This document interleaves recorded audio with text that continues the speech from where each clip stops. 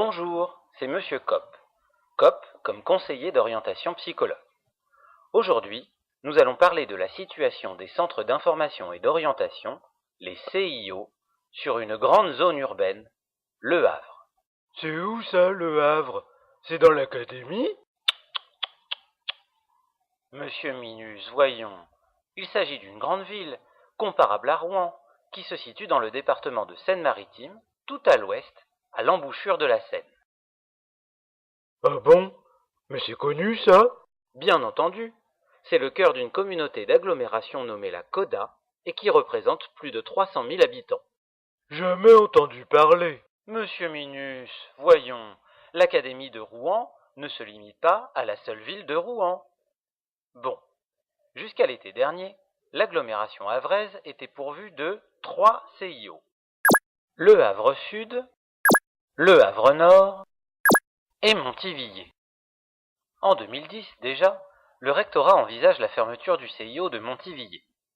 L'argument selon lequel 2 CIO suffiraient à couvrir les besoins sur la CODA est finalement contrecarré et l'administration de l'époque renonce à cette fermeture. Il faut dire que la situation de la ville de Montivilliers est assez spéciale. Deuxième ville de la CODA avec 16 000 habitants, cela en fait une cité comparable à Fécamp ou Elbeuf, des villes qui ont chacune leur propre CIO. De plus, comme on va le voir sur cette carte, il y a une discontinuité d'agglomération entre Le Havre et Montivilliers, ce qui crée un enclavement de cette dernière. En 2010, l'administration rectorale de l'époque finit donc par intégrer la nécessité de conserver le CIO. Mais pas celle de 2014, comme va nous le confirmer Monsieur Recta. Rien ne justifie le maintien de 3 structures sur la CODA, c'est beaucoup trop. Les publics peuvent se rendre dans les 2 autres CIO de l'agglomération. C'est vrai que sur la carte, les 3 CIO du Grand Havre paraissent proches. Pourtant, il faut tenir compte de l'échelle utilisée. La superficie de la CODA couvre près de 200 km², ce qui correspond à 2 fois la taille de la ville de Paris. La seule ville du Havre couvre elle-même la superficie de 12 arrondissements et demi, et si l'on ajoute Montivilliers, les 2 communes couvrent l'équivalent de 15 arrondissements. Monsieur Recta, 3 CIO, cela vous paraît-il toujours trop? Bon, de toute façon, vous l'avez fermé, le CIO de Montivilliers.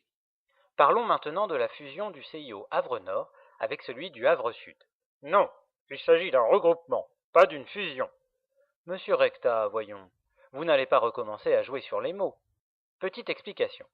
Par souci d'économie budgétaire, le rectorat souhaite que le CIO Havre-Nord quitte ses locaux pour emménager dans ceux du Havre Sud et coexister avec ce dernier, sans augmentation de la surface. Au contraire, un étage entier du CIO Havre Sud a déjà été revendu il y a quelques années. Le rectorat nous interdit pourtant de parler de fusion, n'est-ce pas, monsieur Recta? Il n'y a que 8 km entre les 2 CIO. Ce n'est pas justifié de garder 2 lieux. 8 km, c'est exact, mais près d'une demi-heure de voiture. Comment ça? C'est toujours le problème de ne prendre en compte qu'une carte. On peut avoir l'impression d'une ville relativement uniforme. Mais pour comprendre réellement ce qu'est la ville du Havre, il faut tenir compte d'une donnée géologique singulière, la falaise morte, aussi appelée la côte. Celle-ci crée un dénivelé pouvant s'élever jusqu'à 100 mètres et qui sépare la ville en 2 parties. D'un côté, la ville basse, où se trouve le centre-ville et le CIO du Havre Sud, et de l'autre côté, la ville haute, où se trouve une grande partie des quartiers défavorisés et le CIO du Havre Nord. Cette petite leçon de géographie nous montre donc à quel point les fermetures successives des CIO de Montivilliers et du Havre Nord sont une très mauvaise idée. Avant de se quitter, les petits conseils d'écho de Monsieur Minus.